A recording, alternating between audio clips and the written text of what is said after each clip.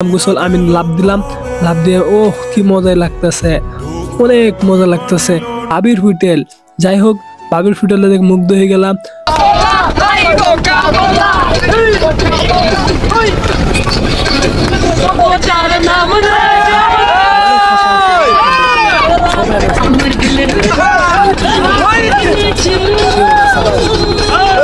Hello guys, কি অবস্থা সবার? আশা করি সবাই ভালো আছেন। আজকে সকাল সকাল বের হয়ে গেলাম আমাদের নতুন ব্লগে আপনাদেরকে স্বাগতম। আমরা আজকে যাচ্ছি কিশোরগঞ্জ নিকলি হাওরে। আপনারা টাইটেল এবং সবকিছু দেখে বুঝতে পারছেন আমরা কোথায় যাচ্ছি। আর গাড়ি আইসা পড়ছে, আর অনেকজন লোক আসে নাই, যার কারণে আমরা অপেক্ষা করতেছি। মূলত আমাদের গাড়ি দুইটা যাইবো, আমিও সামনে যাচ্ছি। সামনে যেয়ে দেখতে আসি কে কে আসে নাই। যাই হোক সবাই আসার পরে গাড়িতে উঠে পড়লাম। উঠে পড়ার পরে সকালের পরিবেশটা অনেক ভালো লাগতেছে। গাড়ি ছেড়ে দিলেও কাঁচা রাস্তা, যাই হোক পাকা রাস্তায় গেলাম। গ্রামের পরিবেশ দেখতে দেখতে চলে যাচ্ছি। আর গ্রামের পরিবেশটা আসলে মনোরম পরিবেশ। গ্রামের পরিবেশ সত্যি বলতে অনেক ভালো লাগে। আর সকালের পরিবেশ তো জানেনই কেমন লাগে। আর সবাই মিলে অনেক আনন্দ ফুর্তি করতেছি। আর ওইদিকে বলতেছে জনি এইদিকে তুলো, আর ওইদিকে জাহিদে বলতেছে আমাকে তুলো। যাই হোক সবাইকে আস্তে আস্তে সবাইকে ক্যামেরার মধ্যে নিলাম। আর গ্রামের পরিবেশ দেখতে দেখতে যাইতেছি। আর আমাদের মলম গাড়ি, যার কারণে আমরা অতিরিক্ত বাতাস, মোবাইলটা ধরে রাখতে পারতেছি না। অনেক কষ্ট করে মোবাইলটা ধরে রাখলাম। যাই হোক আমরা আনন্দ ফুর্তি সব কিছু করার পর চলে যাচ্ছি কিশোরগঞ্জ।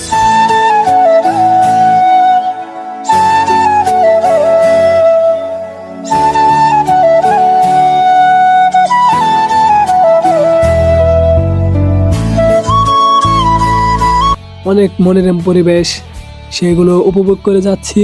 আপনারা আমাদের সাথেই থাকেন আর পুরো ব্লগটি দেখবেন। আপনাদের কাছে অনুরোধ রইল। হোটেলে এসে পড়লাম, অনেক ক্ষুধা লাগছে। সকাল সকাল কিছু খাওয়া দাওয়া করে নেই, যেতে হবে অনেক দূর। কিছু খাওয়ার জন্য সবাই প্রস্তুত হচ্ছে, সবাই হাত মুখ ধোয়ার জন্য যাচ্ছে। এইদিকে খাবার, কে কি খাবার খাবে সেটা অর্ডার দিতেছে। সবাই খাওয়ার জন্য প্রস্তুত হচ্ছেন, আমিও খাওয়ার জন্য প্রস্তুত হলাম। যাই হোক খাওয়া দাওয়া শেষে আবার গাড়িতে উঠে পড়লাম। আর কিশোরগঞ্জ পরিবেশ সবাই দেখতে দেখতে আসেন চলে যাই কিশোরগঞ্জ নিকলি হাওরে। দেখেন পরিবেশ কিশোরগঞ্জের।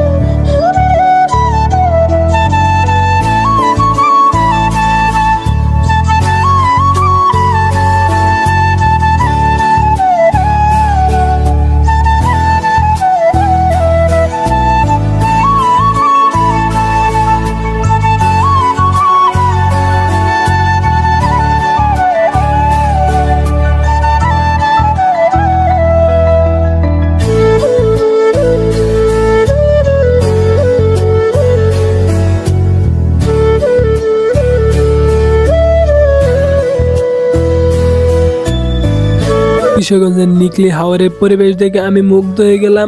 এসে দেখি অনেক বুট। যাই হোক সবাই ডাকাডাকি করতেছে।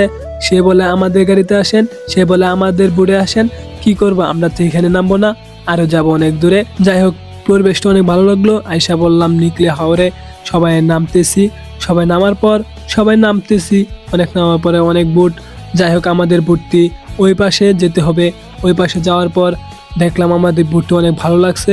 সবাই উঠে পড়লাম, উঠতেছি, অনেকজন উঠলো। যাই হোক উঠতে তো হবে একটু কষ্ট করে। প্রথম সবাই হাত দিয়ে ইশারা দিতেছে। আমি এর সামনে আইসা সবার ভিডিও করতেছি। সামনে বসাটা অনেক ভালো লাগতেছে, বাতাস আর চারিদিকে পানি আর পানি। কি বলবো ভাই, শান্ত। এদিকে ক্যামেরা ধরে একটু ভাব নিতে আছে। যাই হোক সবাই একটু পানিগুলো দেখেন। পানিগুলো দেখে মুগ্ধ হয়ে গেলাম। আমি এই জীবনে এরকম পানি আর দেখি নাই। এখানে এসে আমি মুগ্ধ হয়ে গেছি। আমি চিন্তা করতেছি যদি পানির মধ্যে আমি পড়ে যাই তাহলে আমি কিভাবে বাঁচবো। অনেক পানি, আর পানির ঢেউ দেখে আমি মুগ্ধ হয়ে গেছি। জীবনে ফার্স্ট এরকম নিজের চোখে ঢেউ দেখলাম। আপনারা বলে যাবেন এরকম কোনো সময় ঢেউ নিজের চোখে দেখেন নাকি? যদি দেখে থাকেন তাহলে অবশ্যই কমেন্ট করে জানাবেন, যদি নাও দেখেন তাহলে অবশ্যই কমেন্ট করে জানাবেন। আর সত্যি বলতে পানির একটা যে পরিবেশ সেটা দেখে আমার অনেক ভালো লাগছে, অনেক ভালো লাগছে জানেন, যে কি বলবো ভাই, অনেক পরিবেশের কারণে আমি মুগ্ধ হয়ে গেছি। পানির ঢেউ দেখতে দেখতে আমি সামনে সবসময় বসে আছি, কাউকে সামনে বসতে দেয় নাই, আমি একাই বসে আছি, পরিবেশ দেখছি আর সেখানে বসে বসে পানি খাইছি। যাই হোক, আমিও দেখাচ্ছি সবাইকে কীরকম পরিবেশটা। আপনি আমাদের পুরো ব্লগটি অবশ্যই দেখে যাবেন, আর ব্লগটি কেমন হচ্ছে সেটাও জানাবেন। এসে বললাম গোসল করার জন্য, এসে দেখি অনেক মানুষ গোসল করতেছে। আমরা এসে বললাম কি করব, গোসল তো করতে হইব, বেজে গেছে 12টা প্লাস 1টা বাজে, এদিকে যায় ওইদিকে যাব। এসে বললাম গোসল, আমি লাফ দিলাম, লাফ দিয়ে কি মজাই লাগতেছে, অনেক মজা লাগতেছে। লাফ দেওয়ার পরে ওই গাছে উঠলাম, উঠে চিন্তা করতেছি এই গাছটা লাফ দেব। আর ছোটো থেকে আমি লাফালাফি করতাম বেশি, আর আমাদের এখানে পাগারে নদী ছিল, সেখানে লাফালাফি করতাম।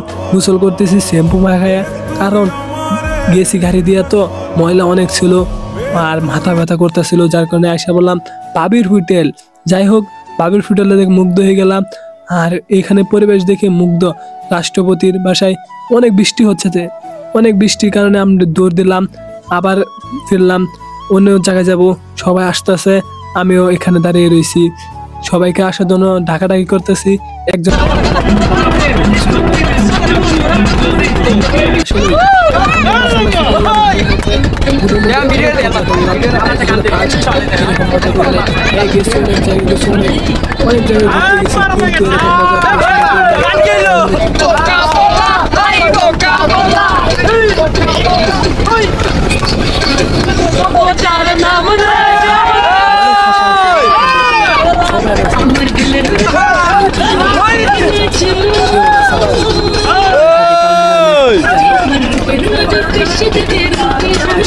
আমার প্যারা লাল রে, প্যারা লাল রে, যে আমার প্যারা লাল রে।